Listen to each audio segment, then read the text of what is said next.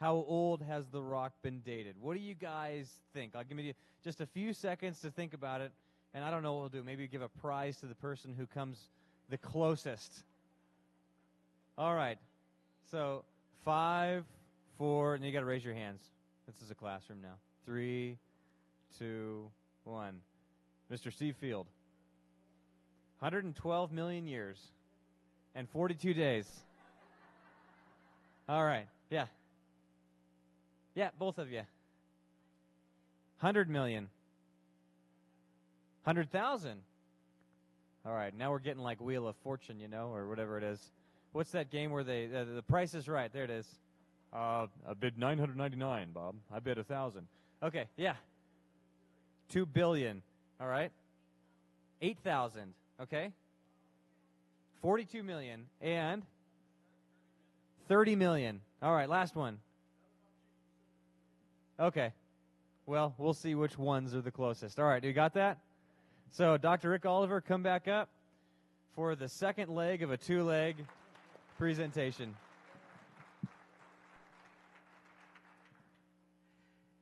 Quickly, there's an organization here in Arizona. It's called AOSA, or it's the Arizona Origins Science Association. I had the privilege of speaking at one of their meetings down here, then up in Phoenix.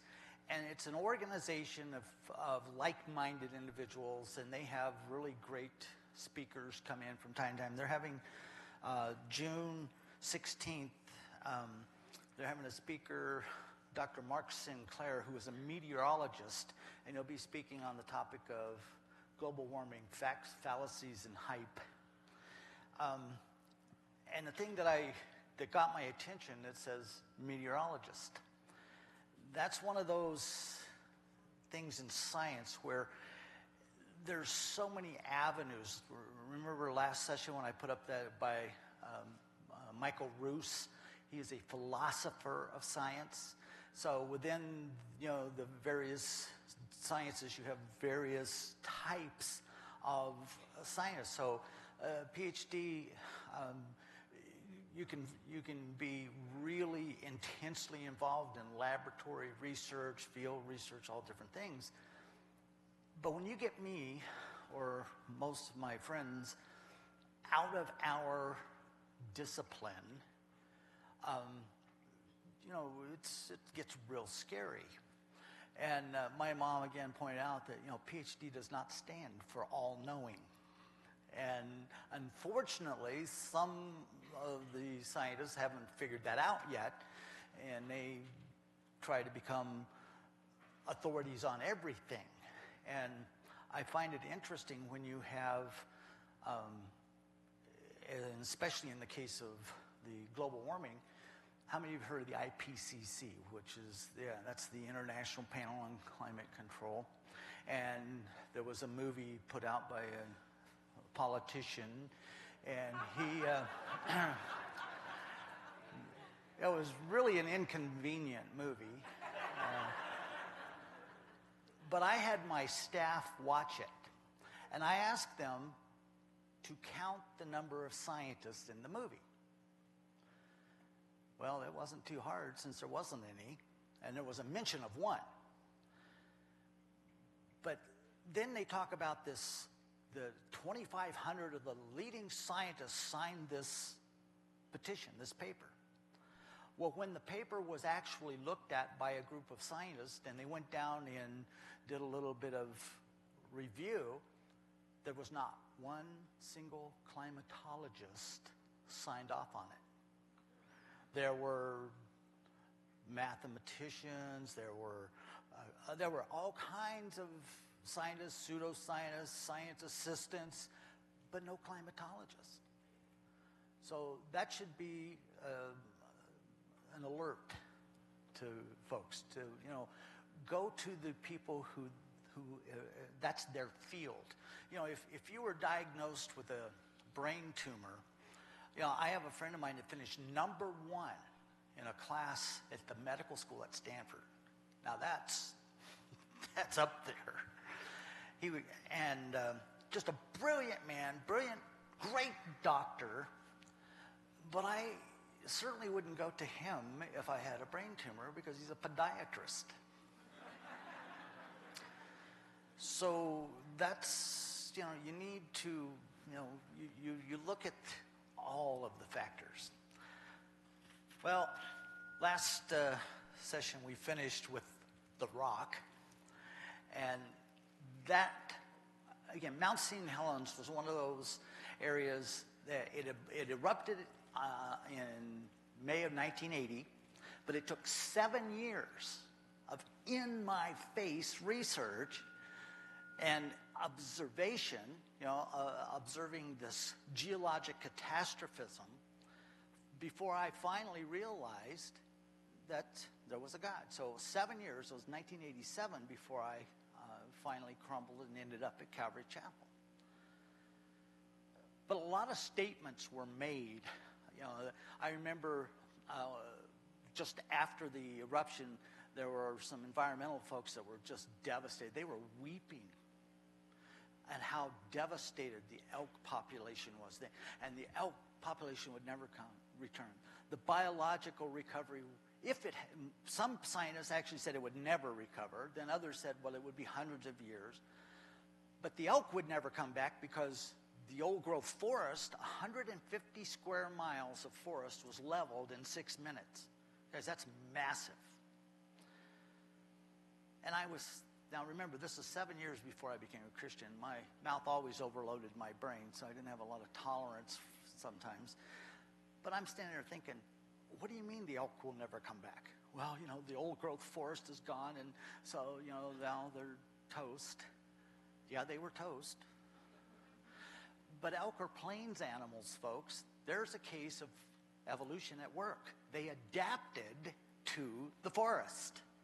And so it just, that type of rhetoric going on and on. But the biologic recovery occurred within weeks and months. God created it perfectly. He created it to, withstand a lot. But the rock was really the key for me. We sent and by the way, sending these samples out, there's other things involved in when you're doing the research. Money is always is a big problem, and it's extremely expensive to do these radioisotope dating procedures. And so prior to becoming a Christian, it wasn't a big problem because we had all the money we needed from you. We just pick your pocket and have our research done. But as Christians, it was a little bit more difficult. First of all, we had to walk into the crater instead of being able to be airlifted in and stuff. But Christians from around the world helped finance that. And we sent it to the same labs. And one of the things that we would do, if I had a really good grant and lots of money, and I really wanted to be very careful, I would send my samples to the labs and not tell them where I had found it. I just wanted to know they would take the minerals and they would do the test. But if I was in a hurry and didn't have a lot of money, then I would say, hey, can you date this rock for me? I found it in, the Jurassic layer over in the Olduvai Gorge or whatever. Well, these guys are not dummies. They went to the same schools I did. They just said, okay, found it in Jurassic. It must be 65 million. Send it back, boom. Scientist finds fossil 65 million years old. Well, with this rock, we didn't tell them where we found it. We just sent it and had them do it. And this, again, rarely do we have an opportunity to confirm. We know how old the rock is. Well, we got 9 dates back, all different, that's not unusual. But with the dates that you were throwing out there, we had one date that came back at 390,000 years. That was the closest. They went all the way up to 2.7 million for a 12-year-old rock. Well, then I have people say, well, of course it's old. You know, it would register million because it had been mixed at the bottom. It had been, you know, we have three kinds of rock. We have metamorphic, igneous, and sedimentary rock. Sedimentary rock is where the fossils are found. There's no way we can date the sedimentary rock, so we have this little trick that we do. We date the rock by the fossil that's in it, and we date the fossil by the rock that it's in. So we just go around in circles. We assign it a date.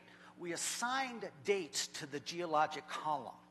Do you know, from the Precambrian, the Cambrian, Jurassic, all these layers, Pennsylvanian, and you name it. That geologic column was invented by scientists with a philosophical point of view that the Earth was billions of years old. And to help confirm that, we invented the layer, and we gave them the ages to fit what we had already determined. That's how it was done. But there's a problem. There's no place on this planet we've ever seen the entire geologic column. The Grand Canyon gives us a pretty good example, but even then it's limited. So you can't, logically come up and use the layer to determine the age because we've assigned it a date. Well, when we came out with our those dates, and when Dr. Steve Austin was actually the geologist that invited me to go on this great adventure, I should have been suspicious when a geologist invites a biologist to go on this great geologic adventure. What I found out later is he couldn't get permit to take a mule, so he took a biologist. 60 pounds of rock later, I found out why I got to go. I even carried his lunch in my backpack. But when he published the paper, you notice it didn't hit the 6 o'clock news, and it wasn't this big thing. And people said, "Oh well, it was either they were just Christians or they were creationists, so they had to have made mistakes or they contaminated it." And then the one that I thought was the funniest is this guy says, "Well, of course it was going to give an old age because it was melted and it blended all these rocks together. So when it came up." Well, that's probably the most accurate. That's probably true. So if that's the case, if you're going to apply that to us at Mount St. Helens, then the only fair thing is you apply it across the board to all of the rock. So then, logically, then you could only get one date for rock across the entire planet, and that would be the very oldest, you see, because it's all been melted and blended and so forth. Well, they don't want to do that, you see. It's only if it's creationist. Well, there's some scientists that are now working on a project, and Dr. Mark Armitage, who is a scientist, he's working out of the creation organization up in Chino Valley. And he's continuing the work that Dr. Robert Gentry started, where he found polonium halos in granite. Now, that's out of my little pea brain doesn't go certain places, and quantum physics, and that is kind of one of the places I try to avoid. Unless I'm hiding from the really intelligent Christians, then I would go hide there so they couldn't follow me, you see. But polonium halos, all radioactive elements leave a trace, and polonium is a very short life. It's the last phase that uranium goes through before it becomes lead.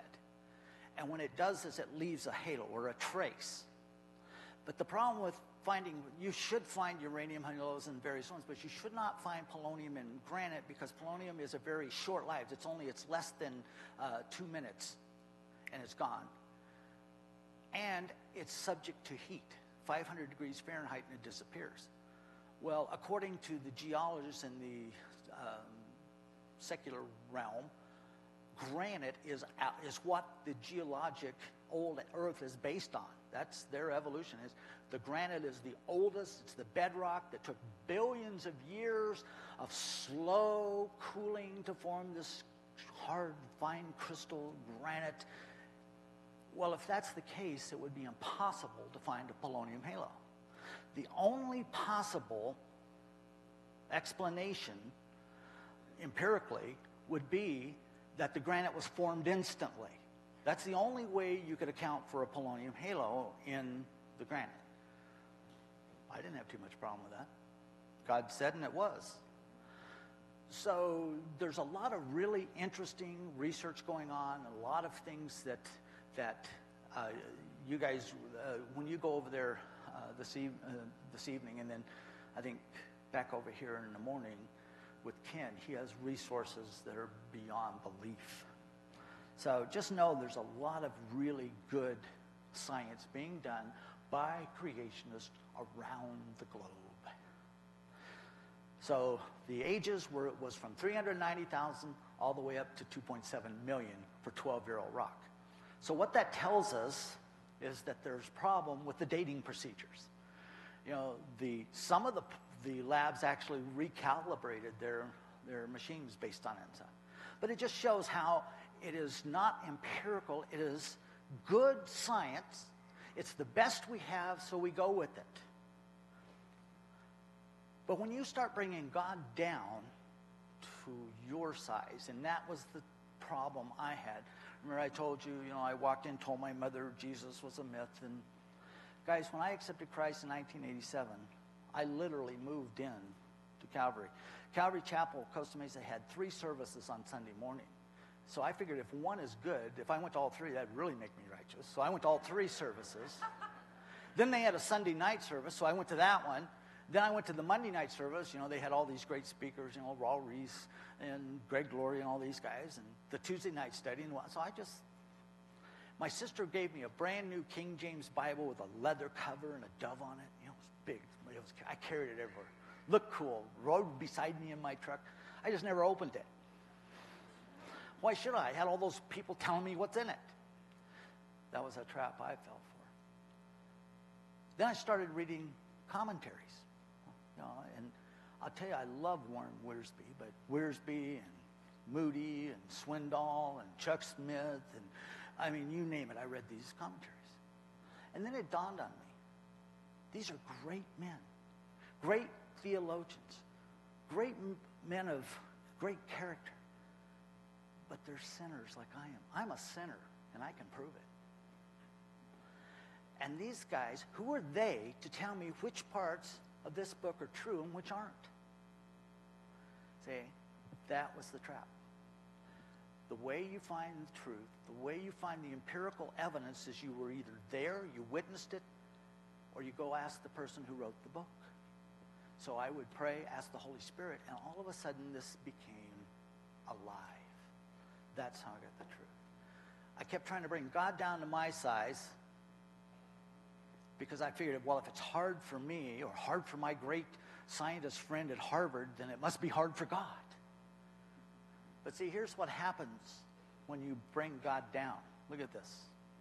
Thorkel Grossbo is a Lutheran pastor. This is from his book that he wrote. It's called A Stone in the Shoe, 2003. It says, what is faith in a world where a technical scientific rationality has made it impossible to believe in the story of creation, a virgin birth, paradise, resurrection, eternal life, and an out-of-date God?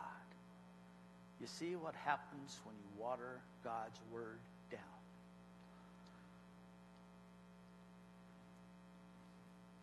Now, I read where God says, you run the good. Paul talks about running the good race.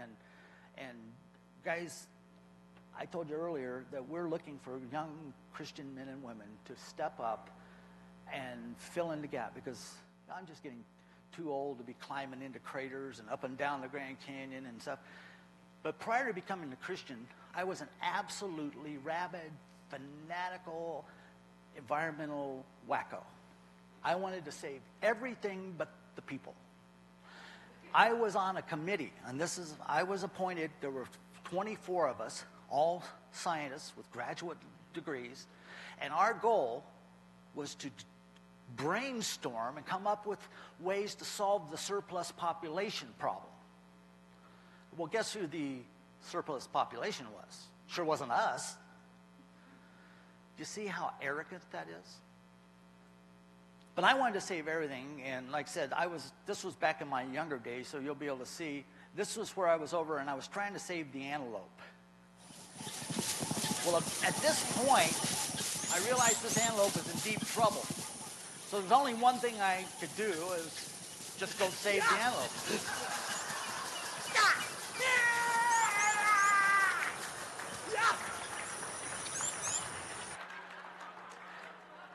I have to admit I've slowed down considerably, so we need young Christian men and women to, step up, take it up. Run the good race. Isn't Photoshop wonderful? Now, as I told you last hour, I was going to show you, this is out of Scientific American. This is this is April 2011. Look what this says right on the cover. Quantum gaps in the Big Bang Theory. Why our best explanation of how the universe evolved must be fixed or replaced. Now, that's not from some Christian or creationist. Guys, there are problems with it. It's broken. The math is now starting to get to the point where it's overwhelming. See, when I was in high school, we didn't have cell phones and computers. And as the technology advanced, I kept thinking, well, I sent my name and address to Nobel just in case, because I was sure that technology would catch up and prove my brilliance. It just caught up and proved how ignorant I am. We are doing mathematical equations today, folks, that Einstein, Bohr, Planck, these couldn't even imagine. We're finding new prime numbers. And the math is becoming overwhelmingly in favor of special creation. It doesn't fit. The odds, and I'm going to take you on a journey, 20-year leaps. We're going to go from the 60s to the 80s to 2011. And we're going to see what the math has done. But this was just out of this issue of Scientific American, April 2011. Well, let's look at it a little further. Inside that article, it says, unlikely to be good. It says, inflation was supposed to create a huge volume of space matching the observed large-scale features of our universe. Well, it says, but unless the inflation energy curve had a very specific shape obtained by finely tuning one or more parameters, abbreviated here, that's that little number, the outcome would be bad. A huge volume with too high a density and the wrong distribution of galaxies given the range of possible values, bad inflation seems more likely. Now that's from the scientific community. That's not from me. Everything they do, Alan Guth came up with inflation theory way back when, and it has been in trouble lately ever since. Look at it. Look at what this one says. It had to be just so. Inflation was supposed to occur no matter what the initial conditions of the universe were. Further analysis suggests otherwise. Of all the ways the universe could have begun, only a tiny fraction would lead to the uniform that we have, flat state observed today. An overwhelming fraction of these would reach this state without significant inflation. Only an infinitesimal fraction would do so by going through a long period of inflation. Absolutely destroying. The math, it doesn't work. Inflation is known for making precise predictions that have been confirmed by observation. Oh, okay. But does it really? That's what it says. You can go read this yourself. Once inflation starts, quantum jittering keeps it going in the bulk of space, where it does end. A bubble nucleates and grows. We live in such a bubble, but it is atypical. Most are younger. In fact, an infinite number of bubbles form with an infinite variety of properties. Everything that can happen does happen in some bubble. A theory that predicts everything predicts nothing. It's in that article. The more technologically advanced we get, the more we don't know. This is New Scientist. This is last week's, May 7th through the 13th. Limits of knowledge. There are things we can never understand. Did you catch that? What does God tell us? He told me that a long time ago. There are just some things He knows. There are last mysteries. We just refuse to accept it. but the science is catching up. The knowledge, the technological advances are starting to catch up.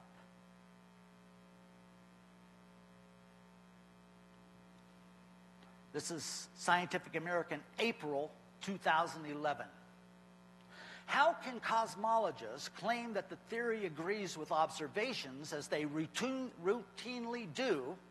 I had somebody do that today, tell me that, well, we've observed it, and we've seen it. It's empirical. Theorists are not, now look at this, are not unaware of the problem. But they have what? Faith that they can resolve it and restore the naive inflation of the early 1980s that attracted them to the theory in the first place. What did I start this lecture with? Hebrews 11. By faith. We're talking about two faith-based religions. Many, look at this, many of the scientists remain hopeful even though they have been wrestling with this issue for the past 25 years and have yet to come up with a plausible solution. I didn't say that. I didn't make this up. How is that empirical if we don't even have a plausible solution? Well, let's look a little further. Page 38. The idea of inflation is so compelling. Now look at this. I had to put this in. This is verbatim. It is so compelling that cosmologists, including me, this is the author of this, routinely describe it to students, journalists, and the public as what? An established fact, yet something peculiar has happened to inflationary theory in the 30 years since Guth introduced it. As the case for inflation grows stronger, so has the case against it. Now, even we know there are problems. It is not empirical. It is pure hypothetical speculation. It is given to the public and the journalists and the students as fact. Remember what I said earlier? It's okay to have different opinions. It is not okay to inflict your opinion as if it were fact. It's okay to have opinions, folks. But let's just back off of getting in people's face that disagree with you until we have all of the information. And it's by faith we will know, not by evidence. This is one of my heroes. This is an honest man, Dr. George Wald. He is, look at his credentials. Dr. George Wald is a professor emeritus of Harvard University. Professor emeritus. He is the Nobel Prize winner in biology in 1971. Look what he says. Just kind of what I started with. It says there are only two possible explanations as to how life arose. Spontaneous generation arising to evolution, or a supernatural creative act of God. There is no other possibility. Remember, that's what I told you this morning. We have to decide where you're going to put your faith. That's it. Put your faith in man's word or put your faith in God's word. But God doesn't say for us to be blind faith. No. He says in Romans 1:20 that we are without excuse, so he gives us evidence, but what if we had absolute, empirical, 100% evidence of God's existence? What kind of faith would it take? You see? This is an honest man. I can sit down and have coffee with this guy, have no problem. See, spontaneous generation was scientifically disproved 120 years ago by Louis Pasteur and others, but that leaves us with only one other possibility, that life came as a supernatural act of creation of God. But I can't accept that philosophy because I do not want to believe in God. That's his right. You know that one of the choices God has given you, he has given each of us the ability to make choices. That's why I said you just got to choose where you're going to put your faith. But you can choose not to believe in God. And I won't argue with you. I'll pray for you. I'll feel sorry for you. But I won't argue with you because that's your right. But if you tell me you don't believe in God because of all the evidence, now I'll argue with you because there isn't any. So he goes on to say, therefore, I choose to believe in that which I know is scientifically impossible, spontaneous generation leading to evolution. No kidding. But that's his right. See, I did not want to believe in God. I didn't want to share the glory with God. And my lifestyle, I sure didn't want to be accountable to God. And that's legitimate. You can choose not to believe in God because you don't want to. But don't give me this, well, all the evidence. I'll argue with you on that one. I talked about carbon dating earlier. Just wanted to kind of retouch that briefly as we jump in here. Just look at the date on this, 1981. So this is not something new. We've known carbon had problems clear back in the 60s. Radiocarbon dating has somehow avoided collapse onto its own battered foundation and now lurches onward with feigned consistency. The implications of pervasive contamination and ancient variations in carbon-14 levels are steadfastly ignored by those who base their arguments on these dates. Guys, I was guilty of I just chose the dates I wanted. When I accepted Christ in 1987, I had a major guilt trip. I knew that I'd given lower grades to some of my students. I was so broken. Then I went back and I started checking my own research. And I was so embarrassed. I couldn't believe that I had fallen prey, that I had manipulated things the way I had done to make it fit. But I was so sure that technology and the math and the science would catch up, and there was such a pressure to get those grants and be first and get my name out there that I just kind of filled in the gap because I knew it would catch up and prove. Well, that's dangerous. No matter how useful it is, though, the radiocarbon method is still not capable of yielding accurate and reliable results. There are gross discrepancies. Look at this. The chronology is uneven and relative, and the accepted dates are actually selected dates. When I would get back 7, 8, 9, 10 dates, I would pick the one that I most wanted that had already determined it met. Publish my paper. Scientist finds great fossil. Sad. That's out of the Anthropologic Journal clear back in 1981.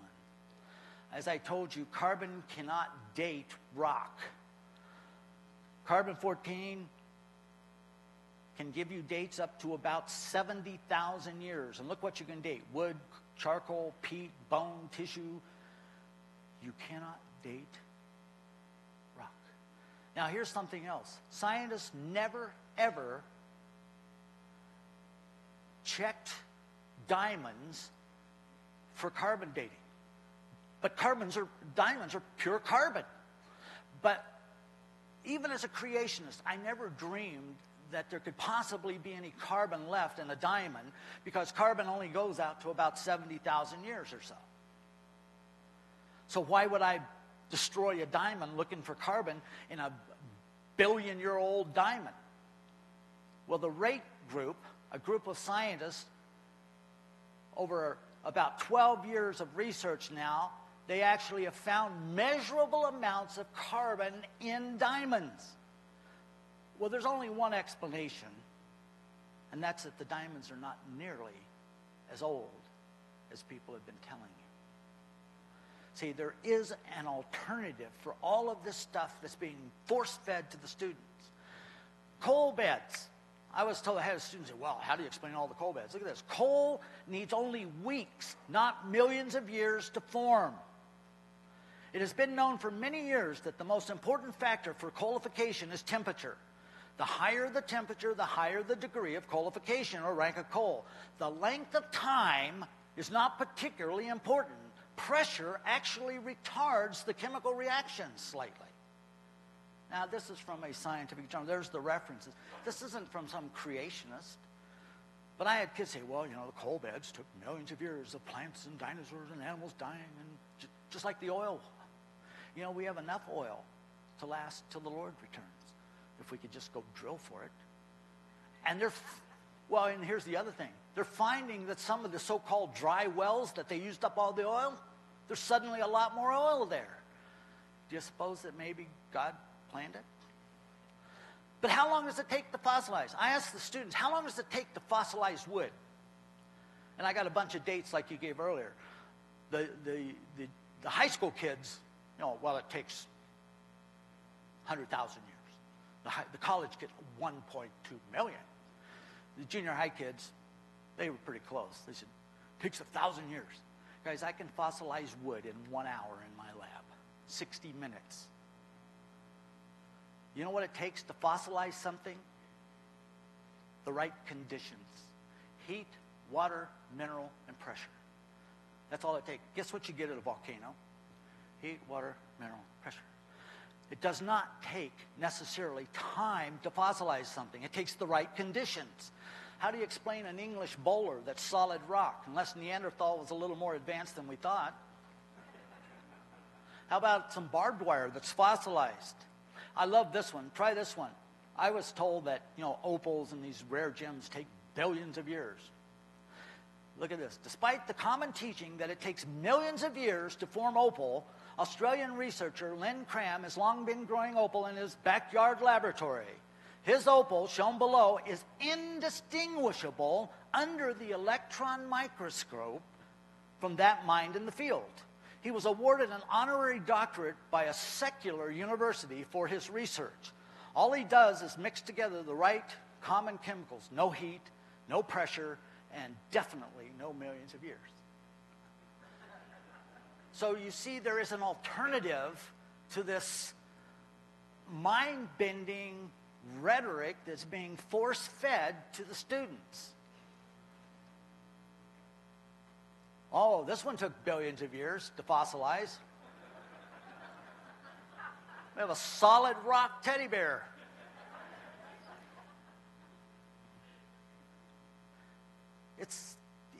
We have to laugh at it or you just get so angry.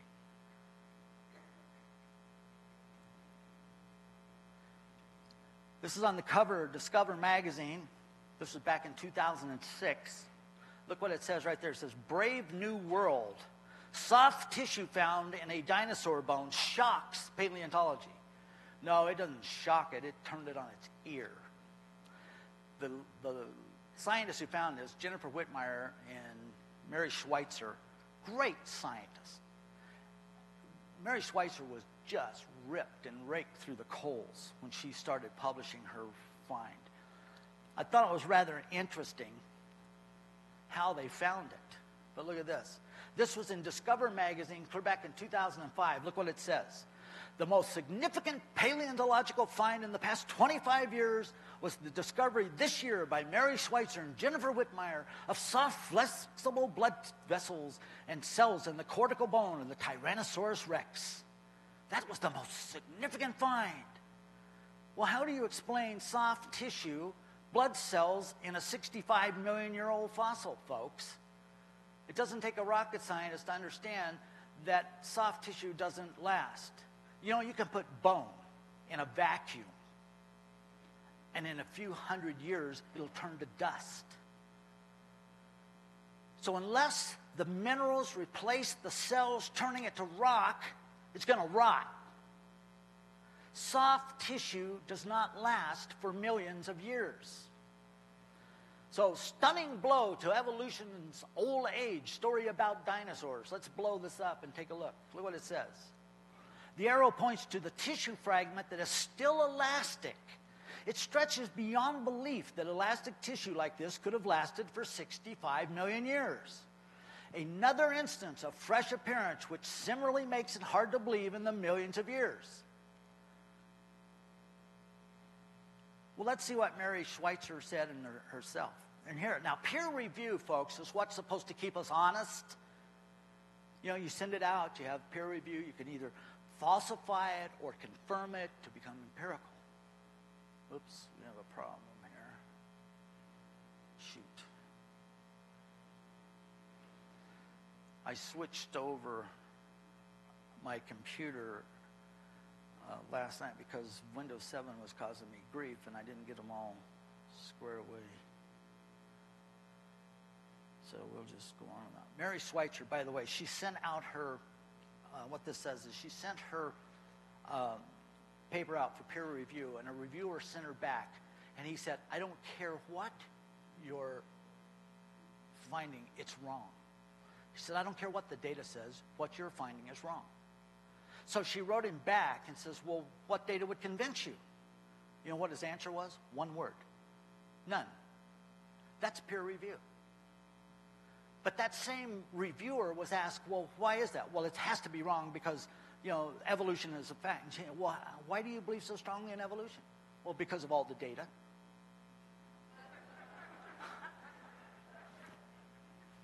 But he doesn't care what her data says. It's just what his says, you see. But after that was published, and here's the sad thing. Well-preserved fossil of plant-eating hadrosaur complete with skin and tendons was discovered clear back in 1999. How many of you heard that on the 6 o'clock news?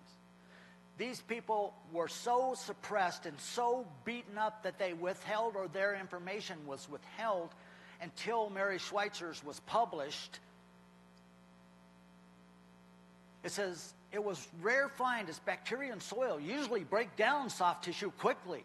However, the rapid burial of Dakota in a waterlogged, low-oxygen environment, see, they're trying to say, well, because it was low oxygen, I don't care if it's vacuum. It will decay eventually, folks. Allowed fossilization to outpass the normal process of microbial decay around the soft tissue. They found fossilized skin, a claw, cell-like structures comparable to those to living vertebrates. Now, I think God had a plan, because this find by Mary Schweitzer and the team up in South Dakota, they found this wonderfully preserved T-Rex, and they were trying to get this thing out, so they had carefully excavated around it, and they were trying to slide some straps under it to lift it up, to get it onto a helicopter to get it back to the lab. In the process of moving it, it snapped, which is not that big a deal because they've got the whole thing. So it cracked, so they took it back to the lab on a Friday night, stuck it in the warehouse, locked everything up, and went home for the weekend. On Monday morning, Mary Schweitzer said when she walked in, she said it just smelled like something had died, like a rat or something, and so she started looking around, and other people start arriving, and they start looking for this smell of death. It didn't even dawn on them to think that this fossil, so they keep going, and they get back to the warehouse, and they closer to this fossilized T-Rex, they discovered that's where the smell was coming from.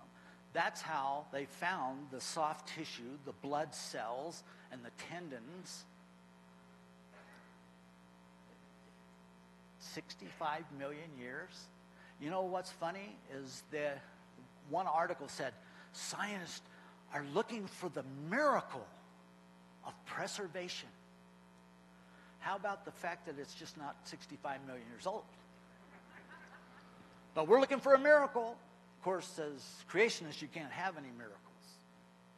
Of course, as a hardcore anti-Christian secular scientist, I believed in a miracle. I did. I believed in that first miracle of spontaneous generation from chemicals coming to life. Because, folks, that is a miracle. We know that it's never happened again, that life begets life, except for that first miracle, that first cell. Of course, we don't know how the information got in that first cell so that it could duplicate itself, and then how then it could become more sophisticated. Of course, the first cell, the most simple, was a plant cell. So it had to go from being a plant to an animal. Maybe we did evolve from bananas.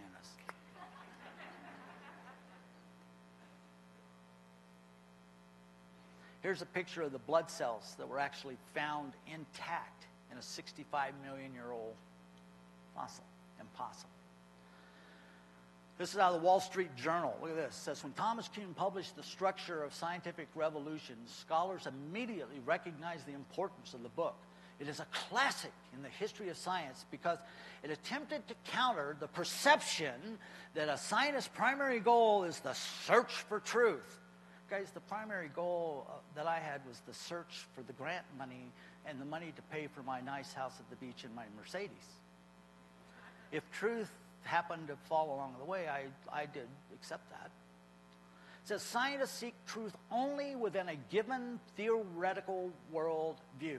Your preconceived philosophical worldview impacts the way you do science. And they have a great deal of difficulty accepting anything that appears to challenge that framework. If you're interested, that's a great read. It's Merrill Matthews wrote that article, but Kuhn wrote the book. All right, from this point on, I want you to follow, I want you to keep this in your mind. This is from the National Academy of Science. It's just the first paragraph of I think it's the second page. This was written in 1999. It was published. It was sent out to the schools. Now, think about this for a minute. It says National Academy of Science. The states are responsible for the school curriculum. Every state has a science framework, math framework, and they're responsible. So when the National Academy comes out and starts telling the states how to teach, look out, we are in trouble. It's illegal. So when the National Academy of Science came out with their framework and their they told the schools districts, well, it's not mandatory. This is suggested that your teachers use this. But of course, if they don't use it, we'll withhold your federal funding, but don't worry about that. How many districts do you know that can afford to have their federal funding withheld? So you see, it's just legalized blackmail. But I want you to follow along now. Here's their definition. This is the secular National Academy of Science definition of science. It says science is a particular way of knowing about the world. In science, explanations are limited to those based on observations and experiments that can be substantiated by other scientists. Explanations that cannot be based on empirical evidence are not a part of science. Does everybody follow that? Now, I want you to look at the evidence and the materials that we show the rest of this presentation from that perspective. That if it's not empirical, it's not part of science. See, this came about to keep religion out of the classroom. You can say, well, religion is metaphysical, it's not science, so we can't teach it in the science room. So creationists can't teach creation science because it's not empirical.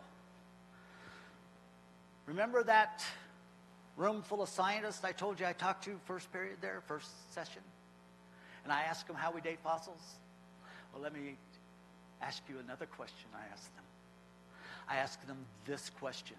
I'm asking you. Can anybody in this room give me just one empirical example of spontaneous generation of Darwinian evolution? That's the same answer I got from a room full of scientists. Because there isn't any. How would you empirically prove the Big Bang? How would you empirically prove spontaneous generation from a warm little pond of soup? You can't. It's good science, but why are we saying we can teach this, but we can't teach creation? That's what I started this lecture with. Let's teach it all.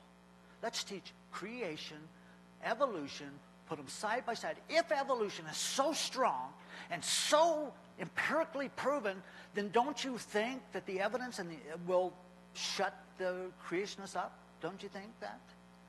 It should be. Well, I got news for you. If we could put miles of tables with all of the empirical evidence we have on it, and if we would just shut up and step back and let you go by and look at it, the evidence would speak for itself. That's why we have to interpret it for you.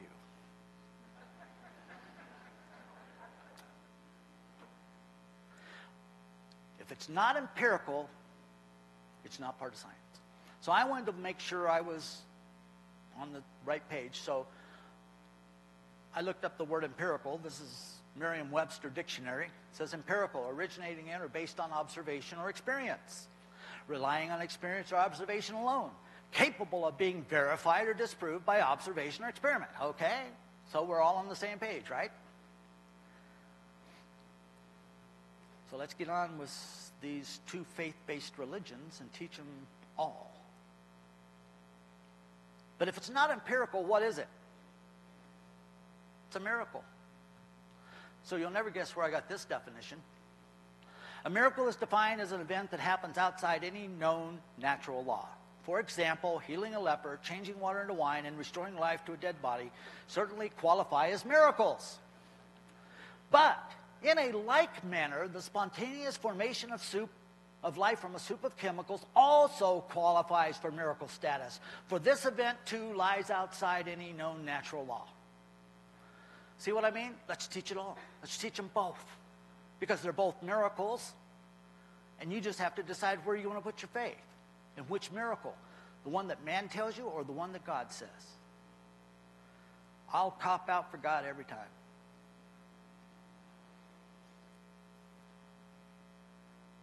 Astronomy magazine. Try this one empirically. Page 24, Astronomy magazine, September 2009. At some point in the dim past, non-living matter started to replicate itself, and scientists are still trying to figure out how. How empirical is that one? But it did solve a problem that I have. You know, I live out in Tonto Basin, Arizona, about 3 hours from here. And I was always wondering how I got all those rocks in my yard. They just started replicating themselves. Of course, the scientists are still trying to figure out how. But Ernst Mayr said that only ignorant, non-educated people question the simple fact of evolution.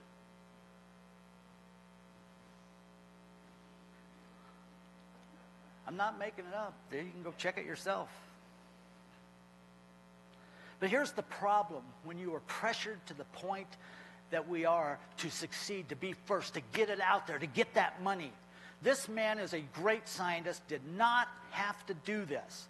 And by the way, I could spend half the day going through every one of those journals I showed you the cover of, have page after page of scientists that have been caught with their hand in the cookie jar. In May, Professor Wang Wu Salk and his team published a landmark report in the journal Science announcing that they had created 11 lines or colonies of cloned human embryonic stem cells. The achievement made South Korea a leader in this field of research. On Thursday, Wang admitted that most of the supposedly cloned lines were fakes and the fate of the others was unclear. Guys, like I said, I could go on and on and on. It's just like National Geographic published that whole magazine, and I'll show you a picture of it. And it shows dinosaurs take wing, fossilized dinosaur with feathers. They published the retraction when they found out it was a fake in the classified ads a year later.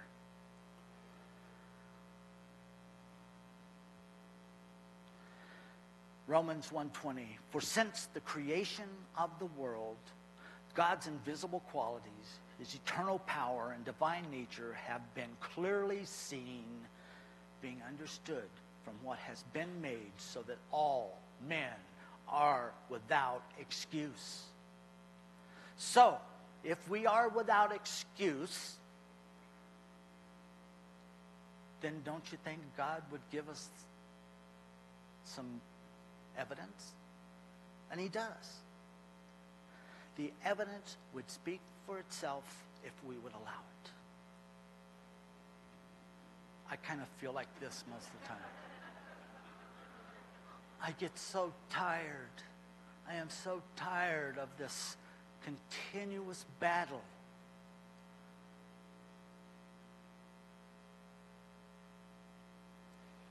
I thought this was rather interesting. This was clear back in 2005. Discover magazine says, high-resolution images from Mars Global Surveyor are throwing into doubt conventional assumptions about the red planet's craters.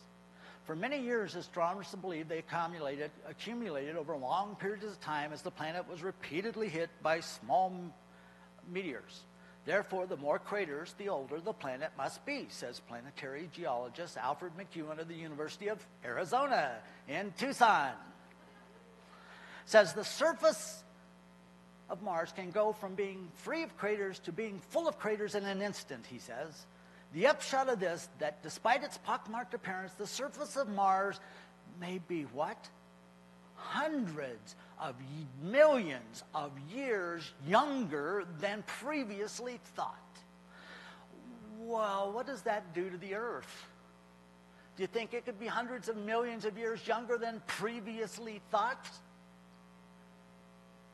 And how empirical is that? Well, let's just look at this one. How many of you have heard of Werner Gitt? I have a few of his books out there. I think Ken Ham will have a bunch. Dr. Werner Gitt, the evolutionary scientific community, the secular community, wishes he didn't exist. That's why you haven't heard of him. They will not even review his books. I have several of them left. It's called In the Beginning Was Information. He's a professor at the Federal Institute of Technology. He made this statement in one of his books, and there's no scientist in the world that will argue with him. They can't deny it. There is no known law of nature, no known process, and no known sequence of events which can cause information to originate by itself in matter. Okay? That is a statement that he made back in 2000, and no one has been able to counter it. So let's try this. If information does not originate by itself in matter, where does it come from? Information can only come from an intelligent source. Where did the information in this PowerPoint come from? Where did the information in this computer come from? Did I just buy this little gray plastic box and all of a sudden there was information in it? No. The creator of it. Where did the information in the universe come from? The creator of the universe. Where did the information in the cell come from that allowed it to duplicate itself? It doesn't originate by itself in matter. You see, it could only come from an intelligent source. Do you realize that every physical event in cosmic history represents a piece of information? Look at this. Seth Lloyd, a quantum mechanical engineer at the Massachusetts Institute of Technology, proposes a completely different way to take the measure of the cosmos, how much data it generates. Check this. Every physical event in cosmic history represents a piece of information, he says. The idea that the universe processes information, look at this, has been around for decades. See, this isn't something I just made up. This isn't something that just happened. It's been around for decades. We know it.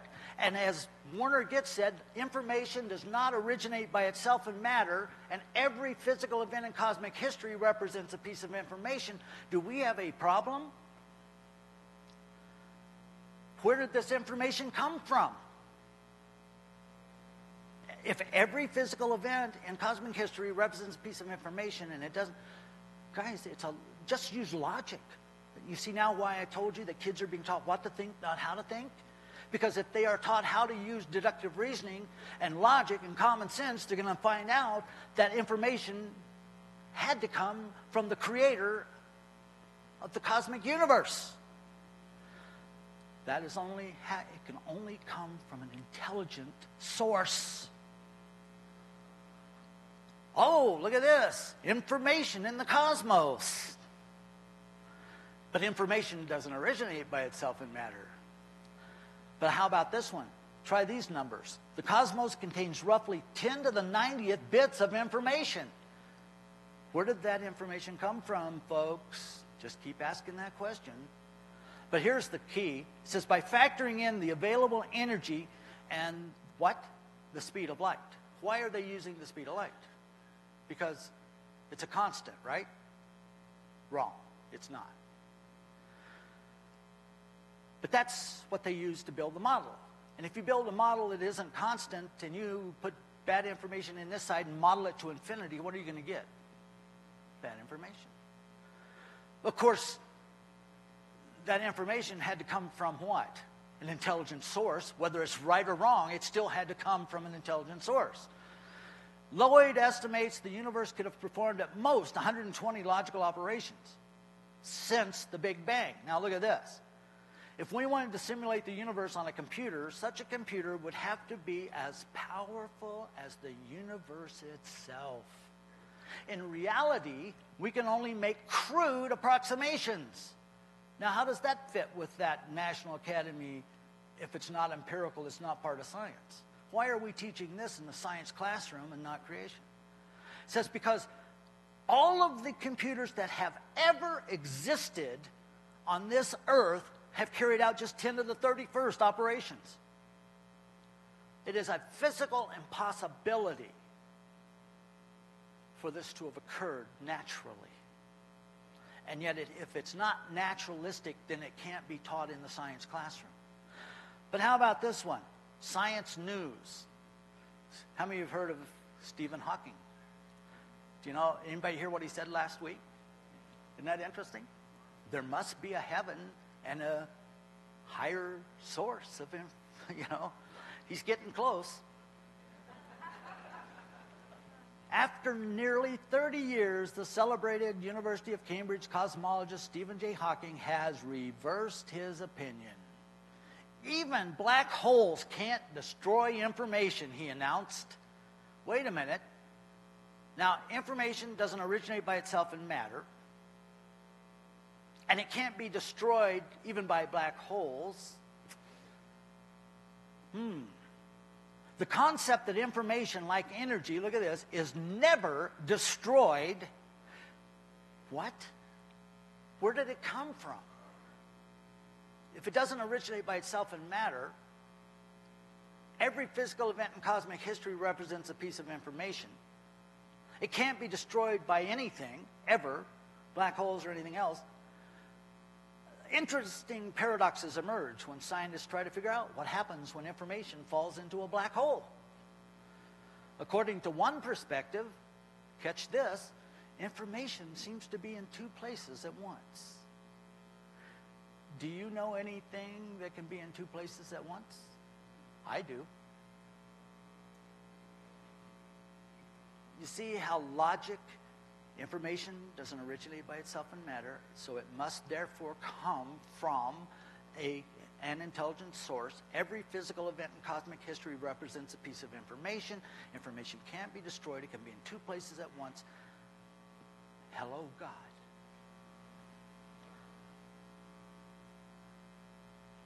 Oh, wait a minute. I thought this was a constant. Scientific journal Nature. A team of Australian scientists led by theoretical physicist Paul Davies has proposed that the speed of light may not be a constant. A revolutionary idea that could unseat one of the most cherished laws of modern physics, Einstein's theory of relativity. If so, physicists will have to rethink many of their basic ideas about the laws of the universe. When one of the cornerstones of physics collapses, it's not obvious what you hang on to and what you discard. But you realize that scientists have stated, and when I was in college, I was told that the speed of light at the instant of the Big Bang was as much as 10 to the 70th power faster than it is today. You mean it slowed down from 10 to the 70th power? What does that do for the distances? Well, let's look on. Let's look at the constants. The constants of nature, oh my goodness, public confidence in the constants of nature may be at an all-time low. This is out of USA Today. It says, recent research has found evidence that the value of certain fundamental parameters, such as the speed of light or the invisible glue, that's dark energy and dark matter, that holds nuclei together, may have been different in the past. Look at this. There is absolutely no reason these constants should be constant, says astronomer Michael Murphy of the University of Cambridge. These are famous numbers in physics, but we have no real reason for why they are what they are. You would expect variation in all the fundamental constants, Murphy says. Oh, so the constants aren't constant. The speed of light isn't constant. Oh, how are we building these models? You know, I don't have a problem. This is good science. But there's two alternatives. You see, there is another explanation. You know, I observed before I became a Christian, I witnessed several fistfights, punch-outs. Some of these guys look like Don Knotts. These little guys, you know, they're punching each other out in the school because we could never agree on anything. Unless there was a Christian or a creationist around, then we were a big brotherhood. See, the scientific community doesn't agree on anything hardly by itself, but they don't allow any other explanation if it's not naturalistic. But see, the National Academy of Science says if it's not empirical, it's not part of science. Right here, folks, is where my life changed. I told you, 6 months after I accepted Christ in 1987. I took that fancy Bible my sister gave me with the leather cover and the dove on it. I drove to Big Bear, got out of my car, and threw it off a rock, and went back into the world. I couldn't come to grips with the cosmos. How do you explain, light from a star that's 3.7 million light years away? I couldn't. Then I dawned on me, God says, there are some things only He knows. It's His problem, not mine. But then I had this other problem. See, as a new Christian, I had this vision of God.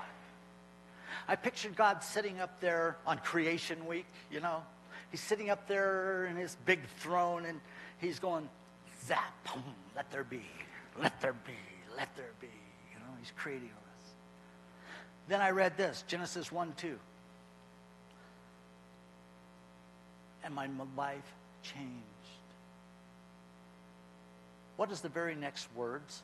And the Spirit of God moved upon the face of the waters, and God said, let there be light.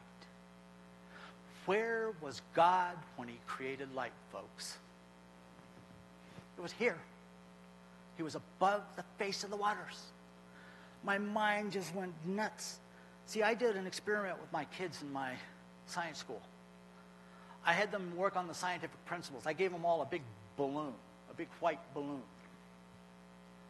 And I gave them very expensive, very precise engineering measuring devices, mechanical pencils. And I had them divide into teams, and they had their scientific journal.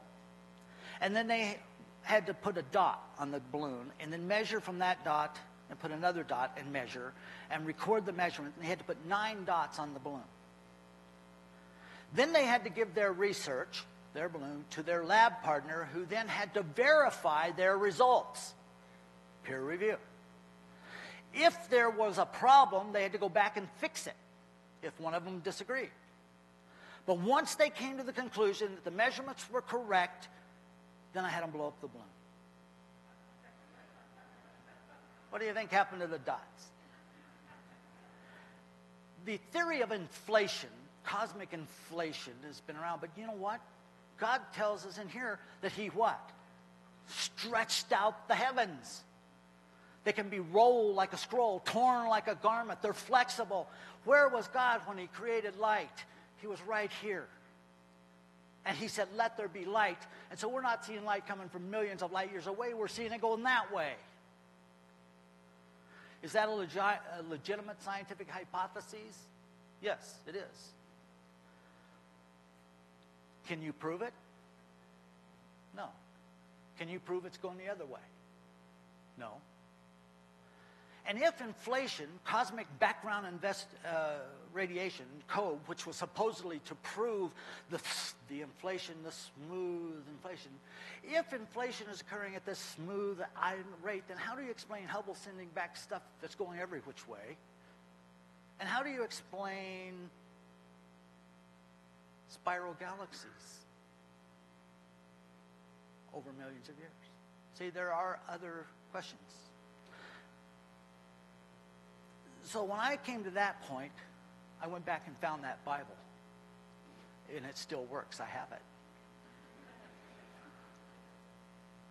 See, there are alternatives. God said what He meant. Now, let's go and see what happens when we apply the math. Now, guys, every single day you are dependent on math. Just driving over here, you've played the odds. There are odds on everything. If you are diagnosed with a serious disease and the doctor says, you've got a 50-50 chance of being cured if you go to hospital A, but you have a 75% chance of being cured if you go to hospital B. Which one are you going to go to? You're going to go in favor of the odds every time. So why is it we go in direct conflict to the odds when it comes to spontaneous generation, to evolution? So let's go back to these. You've got 1962, Emil Borel, great mathematician. Here's what he stated. It says, the occurrence of any... Now, this is when I was in high school. It's hard to believe. I didn't feel as old as I must be. Because since I was in high school, the Earth has aged several billion years.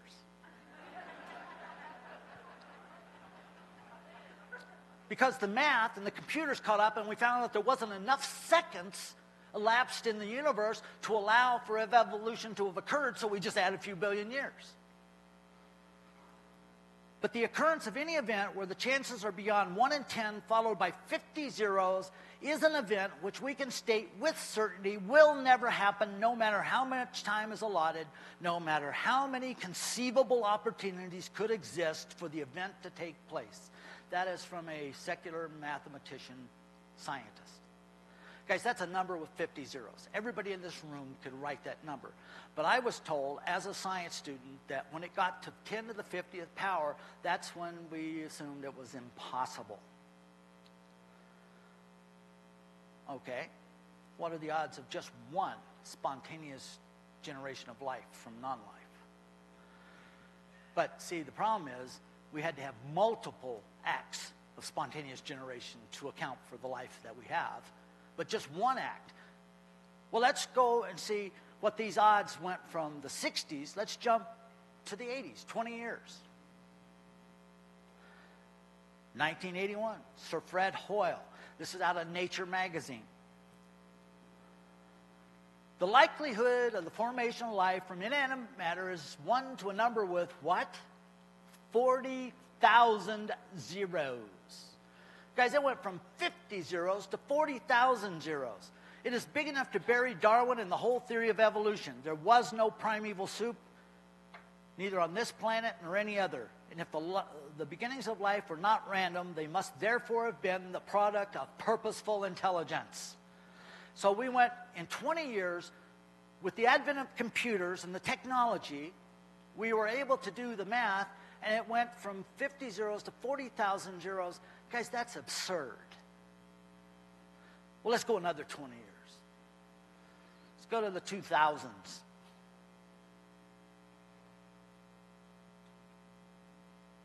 The anthropic principle, simply stated, is the fine-tuning of the physical universe to allow life to exist on this planet.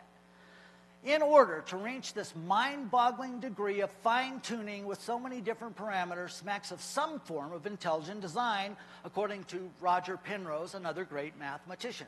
Now, here is his number. It had to have been accurate to within 1 part.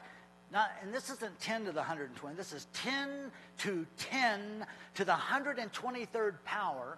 And this is a number so vast that it can't be written on a piece of paper the size of the entire visible universe.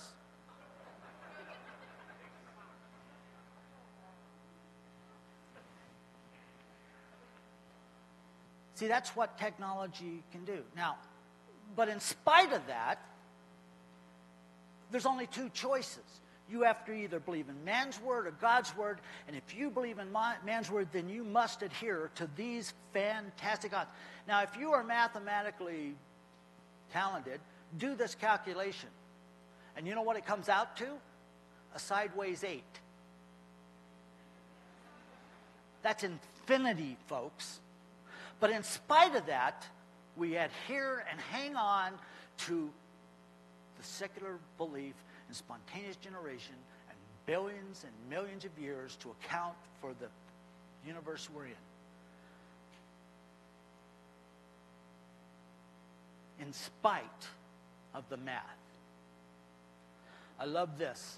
Arnold Penzias, another great mathematician, Nobel Prize winner. This is out of the New York Times. Look what he said. The best data we have are exactly what I would have predicted had I nothing to go on but the first 5 books of Moses and the Psalms and the Bible as a whole. Guys, I have barely scratched the surface today. We've just barely tickled it. Hopefully this has given you a firmness to believe that there are alternatives to what's being put out there. You need to build the foundation in the young folks. You young people need to understand that it's okay to question, be skeptical. But when God says it is absolute, there are no mistakes, no errors. God said what he meant what he said. And you have to determine how big your God is and where you want to put your choice in your faith. Thanks, folks.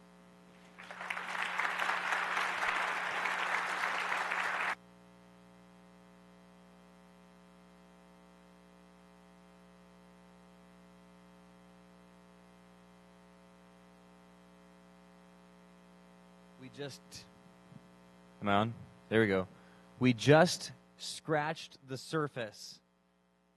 That's frightening, because I don't like to read. Except the Bible. You know, it's so simple. Jesus put it this way. You got to have faith like a child. A child is so, I'm not going to say innocent, but so ready to receive, so loving, and so kind. And you have Jesus, who spoke the worlds into existence, who spoke the universe into existence. And the word universe is a very interesting word. It means a single spoken word, universe. Faith like a child. We don't always understand everything. And a person who says, listen, I know everything and there is no God, is by default claiming that they themselves are God. They exalt themselves above God. They set up their throne above God, and they say, I want to live this way. Who in Scripture do we know who tried that? The devil. And now where is he? He's wreaking havoc, and where's he going? He's on death row. I like that. I'm stealing that from you, and I'm making it my own. When I was in college, I had a teacher who said, plagiarize, don't let nothing past your eyes. Listen, God's Word is God's Word. It's survived the ages. It's always been proven right. We can place our confidence in Him, in His Word. We don't always have understanding of those things, but we have confidence in it because of the source. The source is God. So rest on what He says. And if He has been right about this physical universe, this is the best part, He's right about heaven. He's right about heaven. And by the way, Jesus isn't coming back tonight at 6 p.m. because the Bible tells us. So if you're thinking, I'm going to go afterwards and charge my credit card and go on that Caribbean cruise, not a good idea. Not a good idea. Hey, I hope you've enjoyed this morning and this afternoon sessions. It's been a tremendous privilege for us to have Dr. Oliver out, so thank you again for coming out.